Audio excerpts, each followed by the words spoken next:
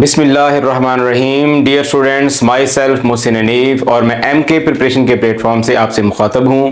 बेटा, जैसा कि आप जानते हैं SNGAD डिपार्टमेंट में पंजाब पब्लिक सर्विस कमीशन की तरफ से सीट्स अनाउंस हो चुकी हैं और उन्हीं की प्रिपरेशन के सिलसिले में हम पास्ट पेपर्स को डिस्कस कर रहे हैं और इसका जो एक पोर्शन है वो हम प्रीवियसली डिस्कस कर चुके हैं और वो यूट्यूब पर अपलोड भी हो चुका है। बेटा, आज हम उसका सेकेंड पोर्शन जो है वो डिस्कस करने जा रहे हैं, लेकिन इससे पहले कि हम इसको स्टार्ट करें, अगर आपने अभी हमारा सेशन ज्वाइन नहीं किया तो मैं आपको बताता चलूं कि 25 जुलाई से हमारा सेशन स्टार्ट है, जिसमें हम इस एग्जाम की प्रिपरेशन के लिए ऑनलाइन जो है वो प्रिपरेशन करवा रहे हैं। तो बेटा, अगर आप हमारा जो है वो पेड सेशन ज्वाइन करना चाहते हैं तो ये जो नंबर पीछे मेरे दिया गया है MK प्रिपरेशन का 0333260545, इस पे कांटेक्ट करके आप ऑनलाइन रजिस्ट्रेशन करवा सकते हैं। 2 माह का बेटा हमारा सेशन है और हमारे जो सेशन के टोटल चार्जेस हैं वो सिर्फ 5000 रुपीज है। तो बेटा, अब हम अपना जो है वो डिस्कशन स्टार्ट करते हैं। इसका जो है वो 40 MCQs हमने प्रीवियसली डिस्कस कर लिए थे। आज हम नेक्स्ट जो 60 क्वेश्चंस हैं वो डिस्कस करेंगे। पहला क्वेश्चन देखिए, the principal will preside dash the function. बेटा, ये इंग्लिश ग्रामर का क्वेश्चन है। प्रिजाइड ओवर द फंक्शन होता है, किसी भी फंक्शन की सदारत करना कहलाता है प्रिजाइड ओवर। नेक्स्ट क्वेश्चन है, which one is the result of the output given by a computer. अगर आप किसी कंप्यूटर को कोई इंस्ट्रक्शन देते हैं तो उसके नतीजे में जो आउटपुट आती है उसको क्या कहते हैं? बेटा, उसको हम कहते हैं इंफॉर्मेशन। जो हम इनपुट देते हैं उसको इंस्ट्रक्शन बोलते हैं और जो उसके नतीजे में हमें आउटपुट मिलती है दैट इज कॉल्ड इंफॉर्मेशन। और ये जो इंफॉर्मेशन होती है ये कंपाइल्ड डाटा होता है, सिस्टमैटिक कंपाइल्ड डाटा होता है। नेक्स्ट देखिए, where is Tower Bridge. Tower Bridge कहां वाक़या है? बेटा, जो टावर ब्रिज है वो लंदन में वाक़या है। लंदन के अंदर जो है वो टावर ब्रिज वाक़या है। सेकंड ऑप्शन है बुडापेस्ट। ये बेटा हंगरी का कैपिटल है। It is the capital of Hungary, याद रखिएगा। कोलंबो जो है ये श्रीलंका का कैपिटल है। जो कोलंबो है वो श्रीलंका का कैपिटल है और जो बुडापेस्ट है वो हंगरी का कैपिटल है। नेक्स्ट क्वेश्चन देखिए, choose the antonym of wrath. Wrath का हमने एंटोनिम चूज करना है। बेटा, रैथ का मतलब होता है गुस्सा, इसका मतलब होता है गजब।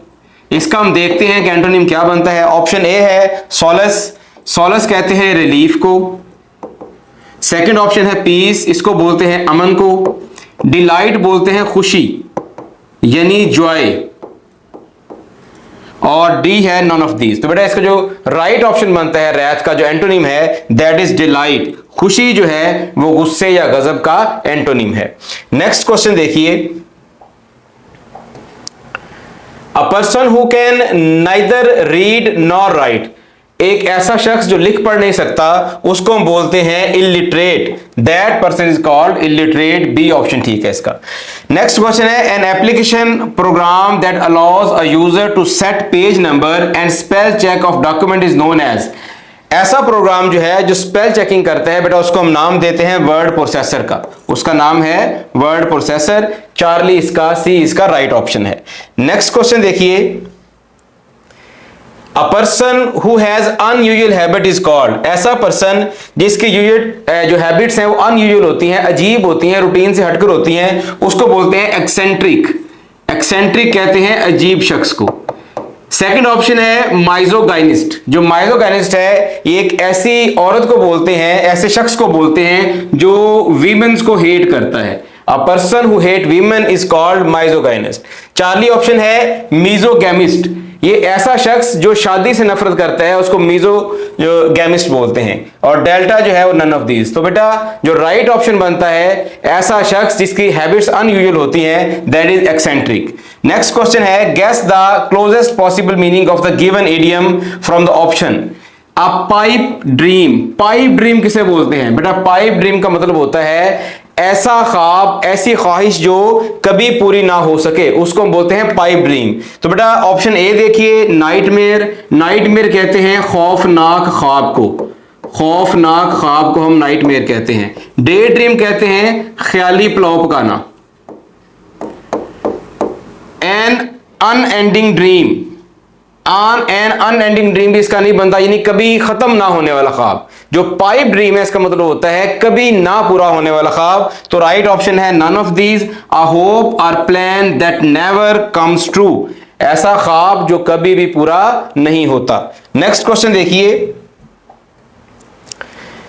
The incumbent foreign minister of Afghanistan, Afghanistan का जो फॉरेन मिनिस्टर है वो कौन है? बेटा अफगानिस्तान का जो फॉरेन मिनिस्टर है उसका नाम है अमीर खान मुत्तकी। मौलवी अमीर खान मुत्तकी जो है वो फॉरेन मिनिस्टर है अफगानिस्तान का, और ये अपने ऑफिस में 7 सितंबर 2021 से काम कर रहे हैं। 7 सितंबर 2021 से ये काम कर रहे हैं। नाम इनका मौलवी आमिर खान मुत्तकी। तो इसका जो ऑप्शन बनता है none of these. Next question देखिए, dash is the current federal minister of maritime. Maritime कहते हैं ये जो आपकी ग्वादर जो जितने भी होते हैं ग्वादर पोर्ट्स हैं, जितने भी जो पोर्ट्स हैं जहां पर आपकी सी ट्रेड होती है, उसका जो मिनिस्टर है वो कौन है? बेटा ये क्वेश्चन जो है वो करंट अफेयर से रिलेटेड है, और ये पेपर तकरीबन 2 से 3 साल पुराना पेपर है। तो उस वक्त जो वजीर था that was named as Syed Ali Haider. Syed Ali Haider इसका जो है वो इसका मिनिस्टर था, लेकिन अभी मौजूदा जो इसका मिनिस्टर है उसका नाम है कैसर अहमद शेख। कैसर अहमद शेख जो है वो इसका मौजूदा मिनिस्टर है, जो उस वक्त मिनिस्टर था that was named as Syed Ali Haider. Next question देखिए, who said all history is the history of class struggle. ये किसने कहा था बेटा? ये कार्ल मार्क्स ने कहा था। डी ऑप्शन है none of these. D option none of these. ये जो सेइंग है ये कार्ल मार्क्स की सेइंग है। ये पहले जो 3 ऑप्शन है इनकी सेइंग नहीं है। क्वेश्चन नेक्स्ट देखिए, before Islam Friday was called. Islam से पहले फ्राइडे को क्या कहा जाता था? बेटा फ्राइडे को कहा जाता था यौमुल अरूबा। यौमुल अरूबा जो है वो फ्राइडे को इस्लाम से पहले कहा जाता था। यौमुल फुरकान जो है वो यौम बदर को कहा जाता है, जब मुसलमानों और कुफार के दरमियान पहली लड़ाई बदर के मुकाम पर हुई, जिसमें अल्लाह ताला ने मुसलमानों को फतेह नसीब फरमाई थी। उस दिन जो फैसला हो गया था कि हक पे कौन है और कुफार कौन है, और कुफर पे कौन है और बातिल पे कौन है, तो इसलिए इस दिन को नाम दिया जाता है यौमुल फुरकान, यानी फर्क करने वाला दिन। तो बेटा नन ऑफ दीज भी ऑप्शन नहीं बनता इसका। यौमुल मसलहमा ये कोई टर्म एग्जिस्ट ही नहीं करती, तो इसका जो राइट ऑप्शन है वो यौमुल अरूबा है, बीटा ऑप्शन। नेक्स्ट देखिए, what is the significance of 5th June in the UN calendar. UN calendar में 5th जून की क्या जो है वो इंपॉर्टेंस है? बेटा जो 5th जून है ये वर्ल्ड एनवायरमेंटल डे है, world environmental day. Second option देखिए, वर्ल्ड पोस्ट डे, ये बेटा 9 अक्टूबर को जो है सेलिब्रेट किया जाता है। वर्ल्ड फूड डे जो है वो 16 अक्टूबर को सेलिब्रेट किया जाता है। तो इनको भी याद रखिएगा, ये भी एमसीक्यूज में पूछ लिए जाते हैं। नेक्स्ट क्वेश्चन देखिए, इजराइल ऑक्युपाइड ईस्ट यरूशलेम इन।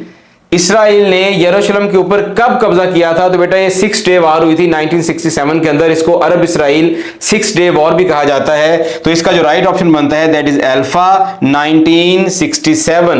That was a war between Arab and Israel, और ये जंग 6 दिन जारी रही थी, जिसमें इसराइल ने यरूशलेम के मशरकी हिस्से पर कब्जा कर लिया था। नेक्स्ट देखिए, veteran actor Moin Khan was famous for which type of acting. बेटा जो मोइन खान थे ये बहुत बड़े एक्टर थे पाकिस्तान के, और इनका जो ताल्लुक था वो कॉमिक्स के साथ था। Basically he was a comedian. तो इसका जो राइट ऑप्शन होगा वो चार्ली होगा। Moin Akhtar was a comedian. Next question, dash is considered the engineering hub of Pakistan. Pakistan का इंजीनियरिंग हब कौन सा है? बेटा पाकिस्तान का जो इंजीनियरिंग हब है वो लाहौर डिस्ट्रिक्ट है। लाहौर को हम इंजीनियरिंग हब कहते हैं। बीटा ऑप्शन जो है गुजरावाला, ये कहलाता है सिटी ऑफ रेसलर्स, पहलवानों का शहर। City of wrestlers Gujranwala. Sialkot जो है वो फेमस है स्पोर्ट्स गुड की वजह से, यहां पर जो है वो खेलों का सामान बनता है। और अब जो इसकी और एक फेमस होने की वजह हो गई है क्योंकि यहां पर करतारपुर बन गया है, जो सिखों का एक मजहबी मुकाम है। करतारपुर भी यहां पर बन गया है, तो इस लिहाज से भी सियालकोट जो है वो फेमस है। नेक्स्ट क्वेश्चन देखें, defence day is observed in. बेटा जो डिफेंस डे है वो 6 सितंबर को मनाया जाता है, जब इंडिया ने पाकिस्तान पर जो है वो अटैक कर दिया था, और पाकिस्तान ने इस अटैक को सक्सेसफुली रिटेलिएट किया था और लाहौर का जो सक्सेसफुली दफा किया था। इस दिन को हम यौम दफा के तौर पर मनाते हैं। इसके अलावा 2 और दिन हैं, एक है 7 सितंबर। बेटा 7 सितंबर जो है ये एयर फोर्स डे है, एयर फोर्स डे। और इसी दिन जो है वो M.M. आलम ने 2 मिनट में 5 त्यारे इंडिया के गिराए थे, जो कि अभी तक एक वर्ल्ड रिकॉर्ड है। 7 सितंबर। जो 8 सितंबर है, 8 सितंबर को हम मनाते हैं नेवी डे। ये 2 दिन भी याद रखिएगा। 8 सितंबर को नेवी डे मनाते हैं और 7 सितंबर को एयरफोर्स डे मनाते हैं। नेक्स्ट क्वेश्चन देखें। Recently Karachi fell to which position on crime index out of 300 global cities. यानी जो कराची जो है क्राइम वाइज उसका कौन सा नंबर है। तो बेटा ये भी पुराने करंट अफेयर का क्वेश्चन है। जब ये क्वेश्चन पूछा गया था तब जो कराची का नंबर था वो 115 था। अब वहां पर लॉ एंड ऑर्डर की सूरत कुछ बेहतर हुई है और इसका जो नंबर है वो इंप्रूव होकर 128 तक चला गया है। यानी अगर ये क्वेश्चन अब आपसे पूछा जाए तो इसका ऑप्शन जो है वो 128 होगा। अगर 128 नंबर नहीं है तो फिर आप नन ऑफ दीज को चूज करेंगे। नेक्स्ट क्वेश्चन देखिए। Military courts has been established to deal with the cases related to terrorism under dash amendment. जो मिलिट्री कोर्ट्स बने हैं पाकिस्तान में वो कौन सी अमेंडमेंट थी लॉ के अंदर जिसके नतीजे में मिलिट्री कोर्ट्स बने थे। तो बेटा वो 21st अमेंडमेंट थी जिसके नतीजे में मिलिट्री कोर्ट्स बने थे ताकि स्पीडी ट्रायल हो सके टेररिस्ट के और जो है वो मुल्क से टेररिज्म की जो लानत है उसका खात्मा किया जा सके। नेक्स्ट क्वेश्चन देखें। China signed 25 years strategic cooperation pact with. बेटा चाइना ने जो 25 ईयर पैक्ट साइन किया है वो किया है ईरान के साथ और इसकी जो मालियत है वो 400 मिलियन डॉलर की है। इसके अलावा किस डेट को साइन हुआ था। 27 मार्च सन 2021। डेट भी याद रखिएगा और कितनी इसके अंदर टोटल अमाउंट है, कितनी अमाउंट का ये पैक्ट है। ये 400 मिलियन डॉलर है इसके अंदर और ईरान के साथ जो 25 ईयर के लिए चाइना ने साइन किया है। Next question. Respiratory problem common in smokers. जो बेटा सिगरेट लोग पीते हैं उनके अंदर कौन सी बीमारी कॉमन होती है। तो 4 बीमारियां गिवन है। Tuberculosis, asthma, emphysema and none of these. वैसे ये तीनों ही हो सकती हैं लेकिन जो मोस्ट कॉमन होती है वो एम्फीसीमा होती है जिसके अंदर जो है वो लंग्स का जो अंदर वाला स्ट्रक्चर है वो डिस्ट्रॉय हो जाता है जिसके नतीजे में उसको सांस लेने में प्रॉब्लम होती है। तो जो मोस्ट कॉमन प्रॉब्लम है वो एम्फीसीमा होती है स्मोकर्स के अंदर। नेक्स्ट क्वेश्चन देखें। Light takes about dash time to reach earth from sun. सूरज से जमीन तक रोशनी जो है वो कितनी देर में पहुंचती है। तो बेटा जो रोशनी है उसके पहुंचने का जो एग्जैक्ट टाइम है वो 8.3 मिनट्स है। लेकिन यहां पर जो ऑप्शन दिए गए हैं वो 8 second, 8 minutes, 17 second and none of these. तो जो क्लोजेस्ट वैल्यू है वो 8 मिनट्स है तो हम यहां पर बीटा ऑप्शन को टिक करेंगे। ऑलमोस्ट 8 सेकंड लेती है लेकिन अगर आप एग्जैक्टली देखें तो 8.3 मिनट्स में ये पहुंचती है यहां पर हमारे पास। नेक्स्ट क्वेश्चन देखिए। एट द टाइम when खिलाफत delegation visited England in 1920 the British PM was. बेटा खिलाफत मिशन पहले सुन लें क्या है कि 1915 के अंदर जब वॉर चल रही थी 1915 टू 1920-21 तक जो फर्स्ट वर्ल्ड वॉर थी उसमें जो है वो सल्तनत उस्मानिया ने जो तुर्की था उसने जर्मनी का साथ दिया था। तो उस वक्त जो है इनका मुकाबला था सुपर पावर्स बरतानिया के साथ। तो चूंकि बरतानिया जो है वो कन्फ्रंट कर रहा था तुर्की को तो वो बरतानिया का जब जंग में पलड़ा भारी हुआ तो फिर इस नतीजे में जो सल्तनत उस्मानिया है उसके टुकड़े हो गए थे। और इससे पहले जो मक्का और मदीना है वो जो सलातीन तुर्की हैं जो खिलाफत उस्मानिया के जो सुल्तान हैं उनके ये अंडर होते थे। तो फिर जब वो तुर्की का खात्मा हुआ तो फिर मुसलमानों को ये फिक्र लाहक हुई कि एक तो खिलाफत ख़त्म हो रही है और दूसरा जो मक्का और मदीना जो है ये भी मुसलमानों से हाथ से ना निकल जाए। तो फिर एक मौलाना मोहम्मद अली जौहर जो है उनकी क़यादत के अंदर जो है ये एक डेलीगेशन गया था इंग्लैंड में उनके वज़ीर-ए-आज़म से मिलने के लिए ताकि उनसे अपील की जा सके कि आप इस जंग के अंदर जो है वो मुसलमानों के जो मकामात मुक़द्दसा हैं उनकी आप यकीन दहानी कराएं कि उनकी हिफाजत की जाएगी और दूसरा खिलाफत की भी हिफाजत की जाएगी। तो बेटा उन्होंने जाकर जिस वजीर आजम से मुलाकात की थी उसका नाम था लॉयड जॉर्ज। उस वक्त जो है 1920 में जो बरतानिया का वजीर आजम था उसका नाम था लॉयड जॉर्ज, याद रखिएगा। नेक्स्ट क्वेश्चन देखें। Gloss mean. ग्लॉस का मतलब क्या होता है। आपने लफ्ज़ सुना होगा लिप ग्लॉस, यानी ऐसा जो मटेरियल है जो होंठों में चमक पैदा करता है। तो ग्लॉस का मतलब होता है चमक। तो इसका ऑप्शन राइट कौन सा होगा। ब्राइटनेस। चार्ली ऑप्शन इसका राइट होगा। When did east Pakistan became Bangladesh. जो ईस्ट पाकिस्तान है वो बांग्लादेश कब बना। ईस्ट पाकिस्तान बेटा जो बांग्लादेश बना था वो दिसंबर 1921 में जो बांग्लादेश बना था। लेकिन याद रखिएगा जो बांग्लादेश वाले हैं वो अपना जो यौम आज़ादी मनाते हैं वो 26 मार्च को मनाते हैं। उसकी रीज़न ये है कि 26 मार्च को पाकिस्तान ने रात 1 बजे एक ऑपरेशन लॉन्च किया था बांग्लादेश के अंदर, जिसका नाम था operation search light.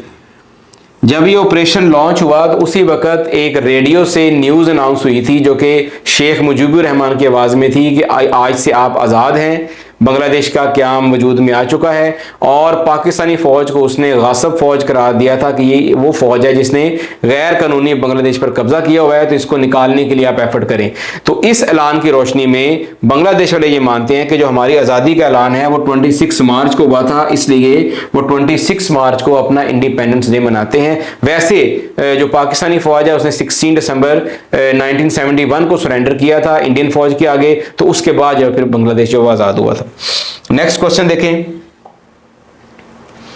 Kunar river is also called the river in Pakistan. Kunar river जो है बेटा, यहां पर एक चीज ध्यान में रखिएगा कि दो नाम है, एक है कुन्नर रिवर और एक है कुनहार रिवर। ये दोनों मुख्तलिफ है। कुन्नर रिवर जो है बेटा ये चित्राल से निकलता है और ये अफगानिस्तान की तरफ जाता है। जब ये अफगानिस्तान में चला जाता है तो इसको कुन्नर रिवर कहते हैं, और जब तक ये पाकिस्तान में बहता है तो इसको हम चित्राल रिवर कहते हैं। जबकि जो कुनहार रिवर है ये केपीके के अंदर नारान और कागान का अगर आपने विजिट किया हो तो उसके साथ साथ एक दरिया बहता है जिसको हम दरिया कुनहार कहते हैं। ठीक है, तो ये दरिया कुनहार और है, दरिया कुन्नर और दरिया चित्राल एक है। दरिया चित्राल और दरिया कुन्नर एक ही दरिया के दो नाम हैं। ये जब पाकिस्तान में होगा तो दरिया चित्राल कहेंगे इसको, अगर वो चला जाएगा अफगानिस्तान में तो फिर इसको हम दरिया कुन्नर कहेंगे। इसी तरह मैं एक और बात आपको यहाँ पे बताता जाऊं, जो दरियाए नीलम है कश्मीर में, दरियाए नीलम जो है वो कश्मीर में, जब तक वो पाकिस्तान में है उसको हम दरियाए नीलम कहेंगे। लेकिन ये कहां से स्टार्ट होकर पाकिस्तान में आ रहा है? इंडिया से पाकिस्तान में आता है। तो इंडिया में इस दरिया का नाम है किशन गंगा, किशन गंगा। तो ये एक और एग्जाम्पल है एक ऐसे दरिया की जो दो मुल्कों में बहता है और दोनों मुल्कों में उसके अलग अलग नाम हैं। दरिया नीलम पाकिस्तान में, किशन गंगा इंडिया में। इसी तरह देखें कुन्नर जो है वो अफगानिस्तान में और जो दरिया चित्राल है वो पाकिस्तान में। नेक्स्ट क्वेश्चन देखिए, कैपिटल ऑफ लेबनान।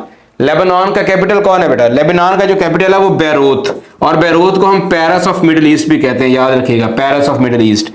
इसके अलावा ऑप्शन ए देख लिए, ट्रिपोली। ट्रिपोली जो है बेटा लीबिया का कैपिटल है, और दमश्कश जिसको हम दमिश्क कहते हैं वो सीरिया का कैपिटल है। तो इनको भी आपने याद रखना है, ये भी एमसीक्यूज में पूछे जा सकते हैं। नेक्स्ट क्वेश्चन देखिए, dash develop the idea for universal Turing machine which becomes the basis for the first computer. किसने प्रिपेयर की थी ट्यूरिंग मशीन बेटा? साइंटिस्ट था एलन ट्यूरिंग। उसने अपने नाम पे जो है एक मशीन बनाई थी जो बेस थी for modern computer. Next question देखिए, what is the time of खिलाफत ऑफ हजरत अली। हजरत अली रज़ी अल्लाह को खिलाफत का मुद्दत कितनी है, कितनी देर उन्होंने खिलाफत की? तो बेटा इसका जो राइट ऑप्शन है वो है 4 years and 9 months। जो तीन ऑप्शन दिए गए हैं उसमें पहला है 4 year 1 month, ये रॉन्ग है। सेकंड है 3 year, ये भी रॉन्ग है। सी है जो 2 year, ये भी रॉन्ग है। तो जो delta option none of this ये राइट है, और जो एक्चुअल इनका पीरियड है वो 4 years and 9 month तक इन्होंने हुकूमत की। नेक्स्ट क्वेश्चन देखिए, पार्टीशन ऑफ बंगाल वाज एन्यूल्ड। एन्यूल्ड का मतलब होता है मनसूख करना, कैंसिल कर देना, तनसीख कर देना।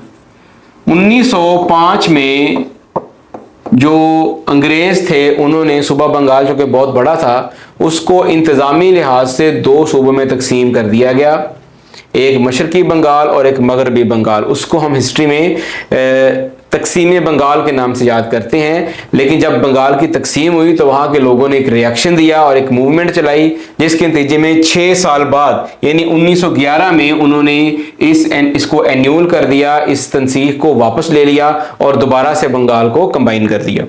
Next question, current literacy rate in Pakistan is estimated as. Pakistan का जो मौजूदा लिटरेसी रेट है बेटा वो 62% है, याद रखिएगा। ये जो नई जो हमारी मरदमशुमारी हुई है जिसको हम 2022-23 में मरदमशुमारी 22-23 में जो मरदमशुमारी स्टार्ट हुई है हमारी, उसके मुताबिक जो पाकिस्तान की लिटरेसी रेट है वो 62% है। 55% भी नहीं है, 60% भी नहीं है और 65% भी नहीं, actual value is 62%। Next question देखें, Which of the following fraction is greater than 3.4 and less than 5.6? कौन सी फ्रैक्शन जो है वो 3.4 से ज्यादा है लेकिन 5.6 से कम है। 3 फ्रैक्शंस दी गई हैं बेटा, कौन कौन सी दी गई है? 1/2, 2/3, 4/5। अगर हम देखें तो 5/6 बराबर है 0.83 के, 3/4 is equal to 0.75, 4/5 is equal to 0.8, 2/3 is equal to 0.6 और 1/2 जो है वो 0.5 के बराबर है। तो हमने ऐसी फ्रैक्शन निकालनी है जो 0.75 और 0.83 के दरमियान हो। तो इनके दरमियान कौन सी फ्रैक्शन बनती है फिर? 0.8, दैट इज 4.5। तो जो राइट ऑप्शन होगा that would be Charlie 4.5। Next question देखिए, when did Kamala Harris and Joe Biden assume office? Joe Biden है और जो कमला हैरिस है जो उसकी वाइस प्रेसिडेंट है, वो अपने ऑफिस का उन्होंने हल्फ कब उठाया था? बेटा याद रखिएगा, अमेरिका में जब भी कोई प्रेसिडेंट अपने ओहदे का हल्फ उठाता है तो उसकी एक डेट मुकर्रर है, वो है 20 जनवरी।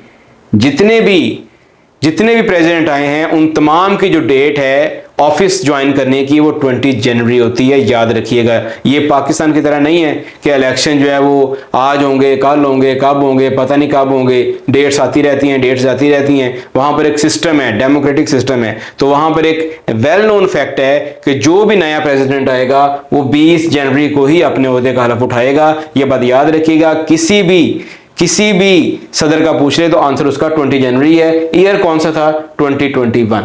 नेक्स्ट क्वेश्चन देखें, 3.14 multiplied by 6 is equal to, जब इन दोनों को बेटा मल्टीप्लाई करते हैं तो आंसर आता है, इसमें से 3.14 भी नहीं है, 3140 भी नहीं है, 314000 भी नहीं है। जो एक्चुअल आंसर बनता है दैट इज 314000। ये आंसर बनता है जो कि ऑप्शन में नहीं है। तो राइट ऑप्शन होगी नन ऑफ दीज। ये साथ में लिखा भी हुआ है 314 इसका जो है वो राइट ऑप्शन बनता है। Next question, the institution of senate came into being under the constitution of। बेटा पाकिस्तान का जो निज़ाम हुकूमत है उसके अंदर 2 ईवान हैं, एक ईवान बाला जिसको हम सेनेट बोलते हैं और एक जो ईवान ज़ेरी जिसको हम पार्लियामेंट बोलते हैं। तो इसका जो ईवान बाला जो है सेनेट, जिसमें तमाम सूबों को बराबर नुमाइंदगी दी जाती है, उसका जो है वो 1973 के एक्ट के अंदर जो है उसको शामिल किया गया था। इससे पहले जो पाकिस्तान की जो पार्लियामेंट है वो सिर्फ एक ही ईवान पर मुश्तमिल थी, जिसको हम पार्लियामेंट या नेशनल असेंबली कहते हैं। उससे पहले जो है वो सेनेट का कोई भी कॉन्सेप्ट नहीं था। तो राइट ऑप्शन बनता है सी 1973। नेक्स्ट क्वेश्चन देखें, ऑड्स एंड एंड्स मीन। बेटा ऑड्स एंड एंड्स का मतलब होता है मुतफर्रक चीजें, ठीक है, मुतफर्रक चीजें। तो इसका जो ऑप्शन बनता है that is remnants, which means miscellaneous। Next question, the hardest thing present in a human body। इंसान की जो जिस्म है उसमें सबसे सख्त चीज कौन सी है? बेटा उसमें जो सबसे सख्त चीज है वो है डेंटल एनेमल, जो आपके दांत है उसकी हड्डी जो है वो सबसे सख्त तरीन होती है। नेक्स्ट क्वेश्चन देखें, eat one's cake and have it means। इसका मतलब क्या होता है? eat one's cake and have it यानी किसी बंदे से फायदा लेना और मुसलसल फायदा लेते रहना, इसको कहते हैं ईट वंस केक एंड हैबिट। तो इसका मतलब ये ए भी नहीं बनता, बी भी नहीं है, सी भी नहीं है। जो फ्रेजेस लिखी हुई है इनमें से किसी का जो मीनिंग जो है ये नहीं बनता। तो ऑप्शन क्या होगा इसका? None of these. नेक्स्ट देखें, total district in Punjab. Punjab में टोटल डिस्ट्रिक्ट कितने हैं? पंजाब के अंदर जो मॉडर्न नॉलेज के मुताबिक, जो करंट नॉलेज के मुताबिक जो डिस्ट्रिक्ट्स हैं दैट आर 42 डिस्ट्रिक्ट है पंजाब के अंदर। तो ये जो पहले 3 ऑप्शन है 30, 32 एंड 34 ये रॉन्ग है। Right option none of these. Next question देखें, functional dependencies are the types of constraints that are based on key. बेटा जो फंक्शनल डिपेंडेंसीज हैं वो की जो है की पर बेस करती हैं। फंक्शनल जो डिपेंडेंसी है वो की पे बेस करती हैं। नेक्स्ट क्वेश्चन देखें, what is the name of the economic corridor signed between China and Pakistan in 2015। Pakistan और चाइना के दरमियान एक इकोनॉमिक कॉरिडोर साइन हुआ था। पूछा जा रहा है कि बताइए कि उसका नाम क्या था। उसका नाम था बेटा सीपैक, बहुत फेमस है सीपैक। 2015 जब PMLN की गवर्नमेंट थी उस वक्त जो पाकिस्तान और इंडिया के दरमियान जो इसको साइन किया गया था। नेक्स्ट देखिए, in the atmosphere if the temperature is low then. बेटा जो प्रेशर है वो हाई होगा। ठीक है, जो टेम्परेचर है और प्रेशर है वो इनवर्सली रिलेशन होते हैं। अगर आप टेम्परेचर को लो कर दें तो एयर का जो प्रेशर है वो हाई हो जाएगा। Right option is beta.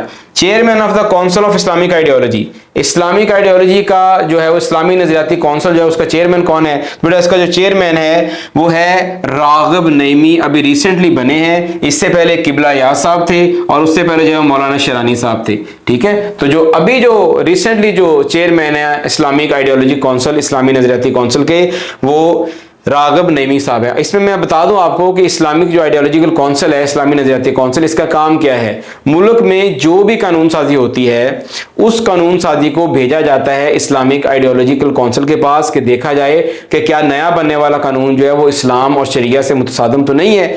अगर वो इस्लाम और शरिया से मुतसादम है तो फिर अपनी जो इस्लामी नजरियाती काउंसिल है वो अपनी सजेशंस देती हैं कि इसको किस तरह इंप्रूव किया जा सकता है। तो उसके जो चेयरमैन है वो रागिब नईमी साहब हैं। नेक्स्ट क्वेश्चन देखें। The latest season of PSL was held entirely in Pakistan for the time। ये जब क्वेश्चन पूछा गया था उस वक्त ये सेकंड सीजन था जो पूरे का पूरा पाकिस्तान में हुआ था। ठीक है, तो that was second season. Option इसका होगा राइट, बीटा। नेक्स्ट क्वेश्चन देखें। The blotting paper helps absorb liquid bye. Blotting paper कौन से होते हैं? इस तरह का अखबार है या फिल्टर पेपर है, कहते हैं उसमें जो पानी को अब्जॉर्ब कैसे करते हैं? तो पानी को अब्जॉर्ब करते हैं, उनका एक मैकेनिज्म है जिसका नाम है कैपिलरी एक्शन। तो कैपिलरी एक्शन के जरिए जो पानी जो है वो ऊपर को क्लाइंब करता है। नेक्स्ट क्वेश्चन देखें। अल फारूक का मुसन्नफ कौन है? अल फारूक बड़ी फेमस बुक है, सवाने उमरी है, जो सैयदना उमर फारूक रज़ियल्लाहु तआला अन्हु के हालात ज़िंदगी पर मुश्तमिल है और इसको लिखा था शिबली नुमानी अलैहिर्रहमानी। नेक्स्ट क्वेश्चन देखें। तिफले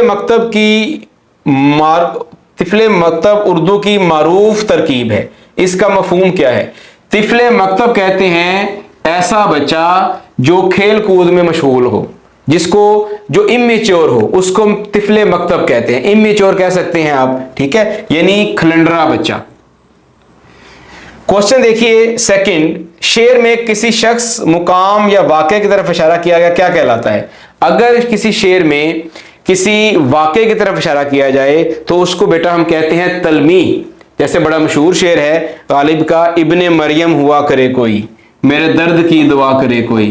तो इब्ने मरियम हुआ करे कोई में जो इब्ने मरियम है वो हज़रत ईसा अलैहिस्सलाम को कहा गया है। और ईसा अलैहिस्सलाम जो है चूंकि वो बीमारों को शफा देते थे तो एक पूरा वाक़या है हिस्ट्री का जिसकी तरफ इशारा किया गया है, इब्ने मरियम हुआ करे कोई, मेरे दर्द की दवा करे कोई। तो इसमें जो इब्ने मरियम है उसको हम शायरी इस्तिलाह में तलमीह कहते हैं। तलमीह। तशबीह क्या होती है? तशबीह कहते हैं किसी एक शख्स को किसी शय जैसा करार देना। जैसे मेरा बेटा शेर जैसा बहादुर है, मेरा बेटा शेर जैसा बहादुर है। अब तशबीह दी जा रही है शेर के साथ और वर्ड जैसा यूज किया जा रहा है क्योंकि शेर की बहादुरी जो बड़ी फेमस है इसलिए उसको कहा जा रहा है कि मेरा बेटा शेर जैसा बहादुर है। तो इसको हम कहते हैं तशबीह। इस्तारा किसे कहते हैं? इस्तारा कहते हैं कि आप डायरेक्ट वर्ड यूज कर लेते हैं। जैसे मेरा बेटा शेर है, पहले आपने कहा कि मेरा बेटा शेर जैसा बहादुर, यानी आपने बच्चे की बहादुरी को शेर से तशबीह दी है। अब आपने बहादुरी का लफ्ज काट दिया, उसको डायरेक्ट शेर कह दिया।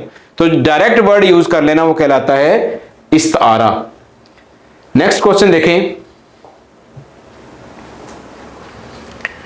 अल्लामा इकबाल अपने आप को जिस हस्ती का शागिर्द कहने में फख्र महसूस करते थे उनका इसमें ग्रामी क्या है? बेटा अल्लामा इकबाल जो है वो अपने आप को मौलाना रूम का मुरीद कहते थे। तो राइट ऑप्शन इसका होगा मौलाना रूम। जो मौलाना रूम है इनका जो मज़ार है वो इटली के शहर कोनिया में है और इसके साथ अल्लामा इकबाल की अलामती कब्र भी बनाई गई है उनकी ख्वाहिश पर कि उनकी जो अलामती कब्र है वो मौलाना रूम के साथ बनाई जाए क्योंकि वो मौलाना रूम को अपना शेख, अपना पीर, अपना मुर्शिद करार देते थे। नेक्स्ट देखिए क्वेश्चन। गजल नीम वहशी सिन्फ शायरी है, ये किसका कॉल है बेटा? ये है जी कलीमुद्दीन अहमद का। ऑप्शन ए राइट होगा, ये कलीमुद्दीन अहमद का कॉल है। नेक्स्ट देखें।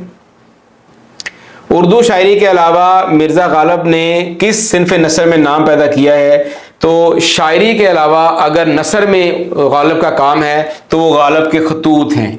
इसके अलावा गालिब ने कोई नसर नहीं लिखी, याद रखिएगा। गालिब ने अगर नसर लिखी है तो उसने अपने खतूत ही लिखे हैं जिनको नसर कहा जाता है। अदरवाइज शायरी के अलावा कोई मजमून, नसरी, ड्रामा, नॉवल गालिब ने नहीं लिखा, याद रखिएगा। नेक्स्ट क्वेश्चन है।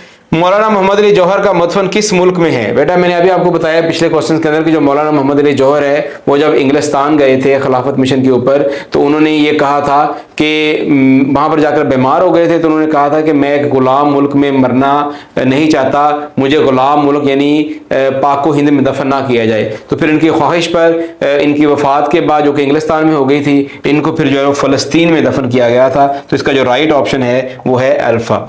नेक्स्ट क्वेश्चन देखें, मावरा किस शायर का पहला मजमुआ कलाम है? जो मावरा है वो नून मीम राशिद का पहला मजमुआ कलाम है। मुसव्वरे गम, मुसव्वरे गम किसे कहा जाता है? अल्लामा राशिद अल खैरी को जो है वो मुसव्वरे गम कहा जाता है। इनकी बड़ी मशहूर नसरी मजमूए हैं जिसमें सादका की मुसीबत बहुत अहम है, ठीक है। और ये इनके जो मजमूए हैं इनको पढ़ने के बाद इंसान की आंखों में बेख्तियार आंसू आ जाते हैं, यानी इस कदर इन्होंने दर्द भरे अल्फाज में कहानी को बयान करते हैं, इसलिए इनको मुसव्वरे गम कहा जाता है कि जब लिखते हैं तो एक गम की पूरी तस्वीर बना देते हैं।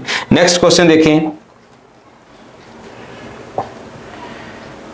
रसाला तहजीबुल इखलाक किस रसाले के तर्ज पर था? बेटा ये जो रसाला तहजीबुल इखलाक है ये लिखा था सर सैयद अहमद खान ने, उन्होंने ये रसाला निकाला था सर सैयद अहमद खान ने, और इसको कंपोज किया गया था स्पेक्टेटर टेटलर के तर्ज पर। याद रखिएगा, स्पेक्टेटर टेटलर एक इंग्लिश जो है वो जर्नल था, उस बेस पे जो है इसको उस तर्ज पे इसको उन्होंने निकाला था। तो इसका जो राइट ऑप्शन है वो बीटा बनता है। तो बेटा इसके साथ जो है वो हमारे सारे क्वेश्चन कंप्लीट हो गए हैं। इस वीडियो के बाद जो है वो हमारा 2022 का जो पास्ट पेपर है वो मुकम्मल हो गया है। अगली वीडियो में हम एक और पास्ट पेपर के साथ आएंगे, लेकिन इससे पहले अगर आपने हमारा YouTube चैनल सब्सक्राइब नहीं किया तो MK प्रिपरेशन के नाम से YouTube पर हमारा चैनल है, उसको सब्सक्राइब कीजिए, लाइक कीजिए, शेयर कीजिए और बेल आइकन के बटन को जरूर प्रेस करें ताकि इन्फॉर्मेटिव वीडियोस आप तक पहुंचती रहें।